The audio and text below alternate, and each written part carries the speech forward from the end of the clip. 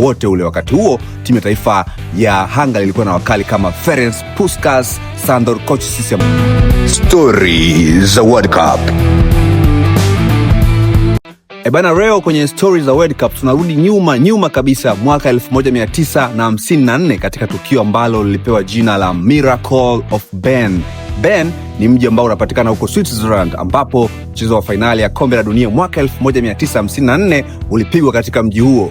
Mechi hiyo bwana iliyokutanisha timu ya taifa ya Austria Hungary, ambao ni Hungary ya sasa, ambao ilikuwa ikicheza dhidi ya timu ya taifa ya Western Germany, ambao ni Ujerumani kwa sasa. Wakati huo timu ya taifa ya Hungary ilikuwa ni moja kati ya informed team ambayo ilikuwa ikipatikana katika ulimwengu, ambapo walicheza takriban kwa miaka 4 pasipo kupoteza mchezo wowote ule. Wakati huo timu ya taifa ya Hungary ilikuwa na wakali kama Ferenc Puskás, Sándor Kocsis, ambao walikuwa wakiongoza timu hiyo ya taifa ya Hungary.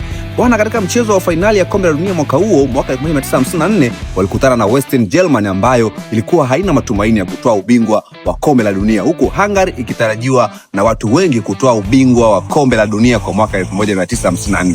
Mchezo kati ya German na Hungary ulianza, ambapo Hungary waliongoza kwa mabao 2-0, na mashabiki wa timu ya taifa ya Hungary wengi walikuwa na matumaini sasa kwamba wanatoa kombe la dunia kwa mwaka huo. Lakini kilichotokea ni kwamba timu ya taifa ya Ujerumani ilifanya comeback ya maana kabisa. Shukrani sana kwa mabao ya Helmut Rahn ambaye alifunga mabao 2 na kufanya mechi kuisha kwa mabao 3-2, ingawa Ferenc Puskás alifunga bao la 3 lakini likakataliwa, na hapo ndipo timu ya taifa ya Ujerumani ikatoa kombe la dunia la mwaka 1954. Inasemekana kwamba timu ya taifa ya Ujerumani ilivaa viatu maalum ambavyo vilitengenezwa na Adidas ili kuweza kuwasaidia kucheza katika mvua na katika uwanja ambao haukuwa katika hali nzuri, na hiyo ndio ikawa the Miracle of Bern. Timu ya taifa ya Ujerumani kutoka kutokutarajiwa wakatoa kombe la dunia mwaka 1954.